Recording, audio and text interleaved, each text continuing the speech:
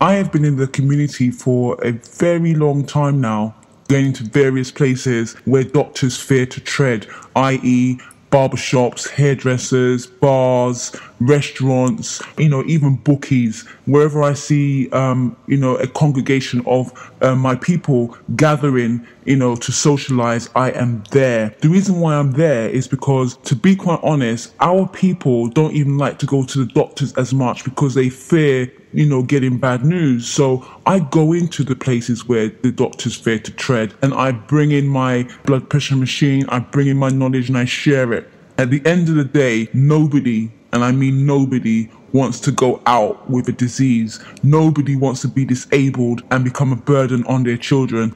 As much as we're investing in our material gain, it really is about investing in our health. We really, really, really got to start valuing in our health more than we value, because you know what? I've been in barbershops and hairdressers and I see people splash out on people coming in and selling clothes or trainers or aftershave and perfumes. But when it comes to splashing out and investing in simple nutrients that work out to be 40 pence a day, they're iffing and ahhing. And all that basically tells me is that they don't value their health, because if you value your health, you're going to want to invest in it. No R's about it. So for me, it's about re-educating our people about the value of their health, because to be quite honest, it seems like they've lost it. Doesn't matter how much you dress up, you can dress up to the T and you can look the 9 yards, but if you're not healthy, your life will take on a brand new meaning. It's only because people think because they're functioning that they're healthy. Wrong. At the end of the day, the body is so amazing. Before it actually goes into a chronic state, it goes into a degenerative state.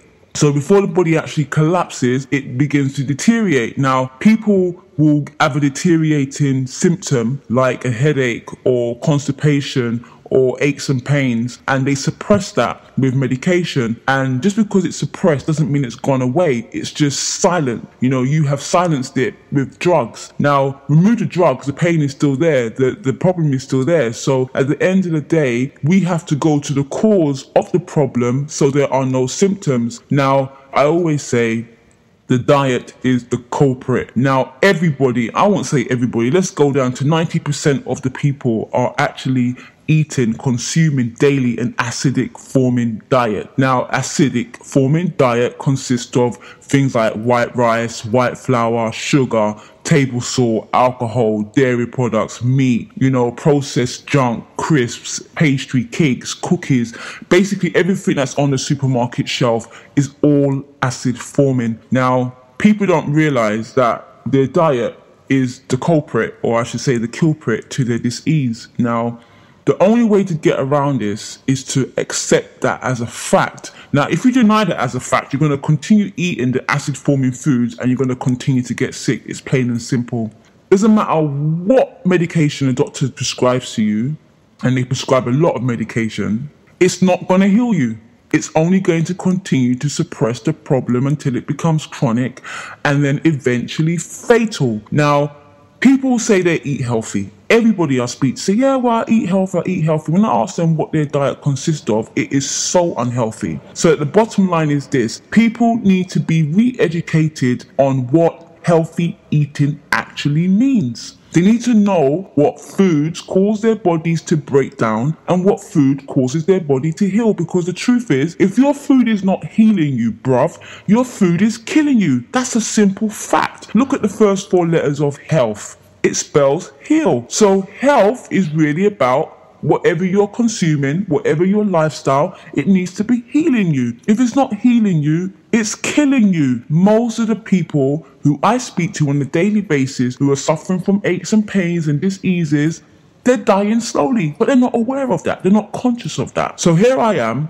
I'm here to let you know that your health is your wealth. And if you don't invest in it, you're not going to be here for long, are you? And that's the truth. You may not want to hear that, but that is the truth. I'm not here to sugarcoat the truth. I'm here to tell you as it is, because you know what? I'm not in this game for the sake of being in this game. I'm in this game because I want to help people save their own life. In 2007, I was diagnosed with having cancer myself. It took me 8 months to a year to reverse that cancer. Don't believe when the doctors say cancer is not healable or it's not treatable, it's not reversible. It's an old bunch of codswallop. Cancer is another form of a degenerative disease, and at the end of the day, the cells are degenerating, your organs are basically giving up, you haven't got no oxygen levels that's high enough to basically kill the cancer cells. Your immune system is not up to optimum level, so eventually the cancer proliferates, means it spreads, and then it gets to the overwhelming state where eventually it takes you over. So cancer will kill you if you do not treat it in time. But as long as you have cancer or any sort of degenerative disease,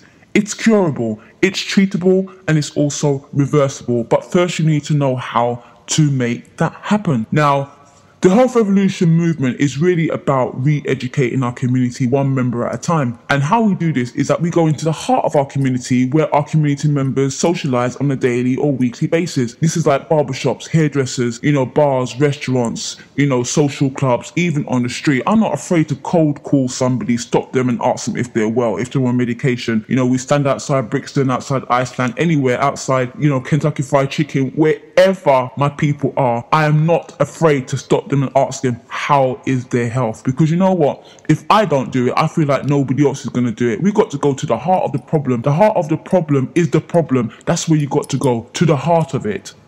And it means doing things that are a little bit abnormal. But what is normality anyway? It is abnormal for us to be sick as a people. It is abnormal for 12-year-olds to be having high blood pressure. It is abnormal for an 18-year-old to die of cancer. It's abnormal for our children to be living on chicken and chips every day of their life. That's abnormal. Now, I want to bring normality back into fashion because people like to follow fashion, yeah? So it's about normal way of living.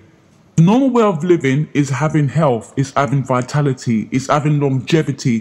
Back in the days, our elders used to live until 90 plus. Nowadays, they're dying at 40 plus. It's not normal for a 38-year-old to have a stroke and be debilitated for the rest of their life. It's not normal, because it's common doesn't make it normal. Now, diabetes and high blood pressure, cancer, it's becoming common, but it is not normal, right? It's not normal for a young person at the age of 18 to be dying of cancer.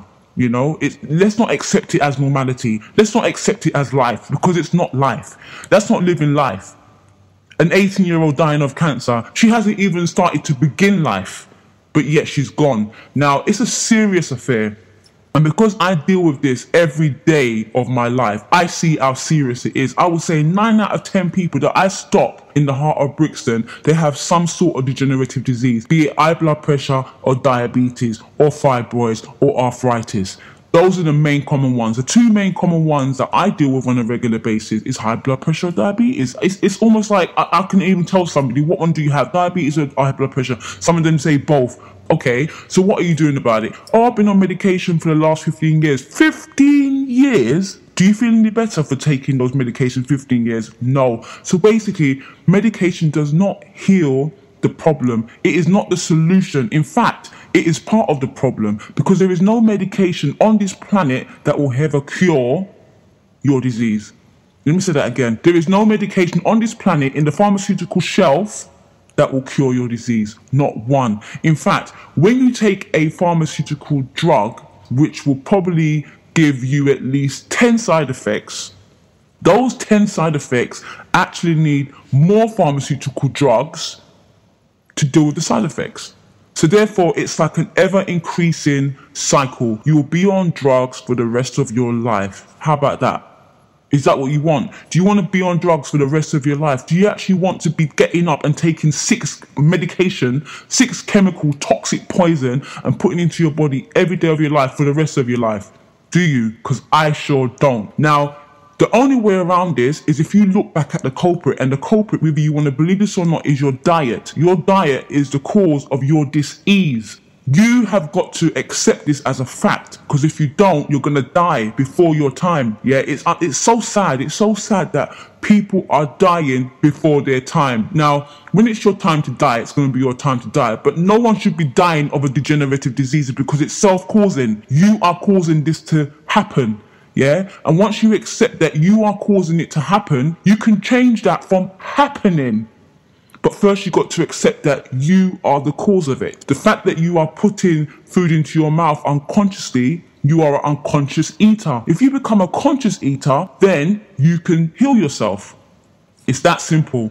But then again, it's not that simple because people are actually addicted to food. Just like drugs, just like sugar, just like sex. People are addicted to food. Now, I always say to people, it's not their fault. What do you mean it's not their fault? Of course it's their fault. No, it's not their fault. The food industry has designed food to cause addiction. They have created food to cause addiction. Let me say that again. The food industry has designed food. They have created food in the lab to cause addiction. They use chemicals, they use preservatives, they use flavor enhancers, they use a lot of crap in the food to cause addiction on purpose, because it means the more you eat is the more you need to eat. Yeah? Buy one, get one free. There's a conspiracy in that, because the more you eat is the more you need to eat. They never put buy one, get one free on fruits and vegetables. Why?